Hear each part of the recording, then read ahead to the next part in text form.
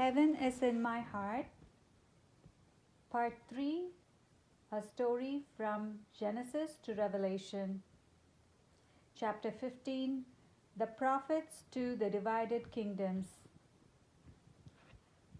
Isaiah, Jeremiah, Zechariah, Ezekiel, and Daniel had similar visions because they were apocalyptic in nature and spoke of the coming of Jesus to restore the broken covenant between mankind and God. Several of these prophets, including Isaiah and Jeremiah, are revered by people of many faiths as prophets, including Christians, Jews, and Muslims. In their prophecies, we see a similarity of message that asks the people to return to God, to be protected from their enemies, and avoid the destruction that would occur if they failed to heed the message. The prophecies had a recurring theme of choosing God and trusting Him so as not to be cut off from God's protection and love. Isaiah spoke to Judah and Israel and accused them of their unfaithfulness to God of Israel. He predicted the destruction of the temple and the city of Jerusalem, as well as the exile of both the kingdom of Israel and the kingdom of Judah, which would come as a judgment to their unfaithfulness. It would be a time of purification. Isaiah and Jeremiah also foretold that the people would not heed their warnings, that the temple would be destroyed, and that the people would be taken captive by the Assyrians and Babylonians. The prophet's message was not one of gloom and doom. However, it was also one of hope and restoration. After a long period of oppression, they speak of the return of the people to Jerusalem, the rebuilding of the temple, and the reinstating of worship, feasts, and sacrifices in the temple. They also spoke of the complete defeat of the enemies of God's people, which in this case meant the destruction of Babylon. Both prophets also had apocalyptic visions of the Messiah to deliver the people of Israel and Judah from their bondage. While this was interpreted to be a political deliverance, it was more importantly a spiritual deliverance from bondage to sin and doubt in the loving plan of God. The experience of the people of Israel allegorically parallel the spiritual blindness and bondage that are healed and restored by Jesus through the incarnation, life, passion, death, and resurrection. In addition, the visions of these prophets extend into the institution of the church, which is the New Jerusalem, the spread of the Gospels to the Jews and also to the Gentile nations, the second coming of Jesus at the final judgment of the living and dead, and visions of the New Jerusalem fully restored in communion with God at the end of time.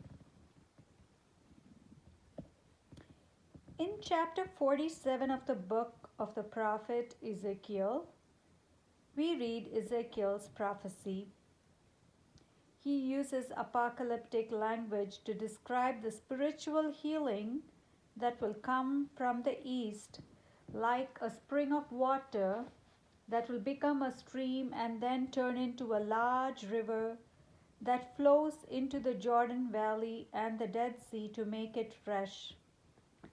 The saltiness symbolizes the sins of mankind, and the waters becoming fresh symbolizes the conversion of hearts and the spread of God's kingdom. There will be many living creatures and fish in the Dead Sea. This is a prophecy that has yet to be fulfilled in a literal sense. There is a thought that when this phenomenon occurs, there will be a massive conversion of hearts worldwide, for many people will finally be able to perceive Jesus Christ as the Messiah and receive Him into their hearts. In my recent travels to the Holy Land, I was surprised to learn from our Jewish guide that there are freshwater sinkholes opening up in and around the Dead Sea, and the saltiness of the Dead Sea is reducing at a very high rate due to the harvesting of minerals from the Dead Sea for producing cosmetics and medicinal products. That evening, my family happened to read chapter 47 of Ezekiel, and while the guide had articulated this as an environmental concern, when we happened to read these verses on the very same day, I was filled with awe and wondered as to whether the 8,000-year-old prophecy could be coming true soon. I prayed for all people to come to know Jesus and have a personal friendship with Him. During the exile, the prophet Daniel was in the court of King Nebuchadnezzar of Babylon. Daniel had the ability to interpret dreams like his ancestor Joseph. Nebuchadnezzar dreamed of a giant statue with its head made of gold, its chest and arms made of silver, its waist and hips made of bronze, its legs made of iron, and its feet made of both iron and clay. As the king was observing this statue, a big stone struck the feet of the statue and it crumbled. The stone grew into a huge mountain. Daniel was the only one who was able to recount to the king exactly what he had dreamed, proving to the king the authenticity of his gift of interpretation. God gave Daniel the insight to interpret the meaning of the dream. The golden head represented the Babylonian Empire, which would be overthrown by the arms made of silver, which is the Persian Empire. The Persian Empire would be replaced by the Greeks, represented by the bronze waists and hips, and the Greek rulers would be replaced by the Roman Empire, which was represented by the iron. Finally, when the Messiah and his kingdom came, it would be like the great stone that struck the feet of iron and clay, which represented a kingdom that was partially strong and partially weak, like the time when Herod ruled, but they were controlled by the Roman Empire. Several years after the exile, this prophecy began to come true when the Persian Empire rose to power and overthrew the Babylonians. The king of Persia, Cyrus, also fulfilled the prophecy of Jeremiah by ordering the Jews exiled in Babylon to return to Jerusalem. This was the first group to return from exile. When they arrived there, they began to rebuild the temple in Jerusalem. Those who were already living there in Jerusalem wanted to join with them and help them rebuild the temple. But the people of Judah and Benjamin refused to accept their help. The conflict and opposition delayed the rebuilding of the temple and was stopped by King Xerxes. It was during the time of King Xerxes that the Jewish Queen Esther saved her people from total extermination through prayer, fasting, and the wisdom that God gave her. The prophets Haggai and Zechariah prophesied peace and prosperity if the people rebuilt the temple. Zechariah also spoke about the coming of the Messiah and the final judgment. Similarly, the prophet Daniel had a vision of the coming of the Messianic age, the growth of the church, and the universal nature of the church, which is the New Jerusalem, at the final judgment and the second coming of Christ. Reference here, Catechism of the Catholic Church, paragraph 677.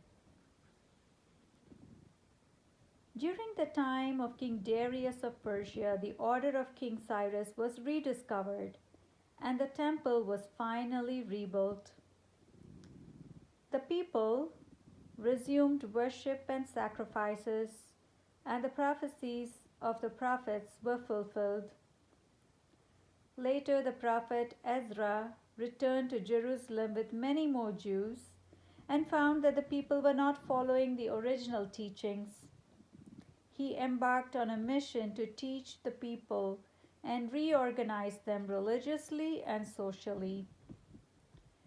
Ezra was given visions of the coming of the Messiah, the spread of the gospel, and finally the destruction of the world, the second coming of Jesus Christ, and the final judgment. Around this same time, the prophet Nehemiah returned to Jerusalem and rebuilt the walls of Jerusalem. Nehemiah governed the people for many years. Many Jews returned to Jerusalem and to the lands from where they had been taken into exile. The people had a conversion of heart and prayed to God for forgiveness. Chapter 9 of the book of Nehemiah from the Old Testament provides a beautiful meditation for those who wish to examine their conscience for the times they've offended God and others. It also summarizes the entire journey of the Israelites from the beginning until the rebuilding of the temple in Jerusalem. Similarly, the book of Manasseh, not found in the Catholic Bible, but it is nonetheless a book that is in some of the other Protestant Bibles. The book of Manasseh provides a beautiful prayer of individual contrition and a prayer begging God for mercy.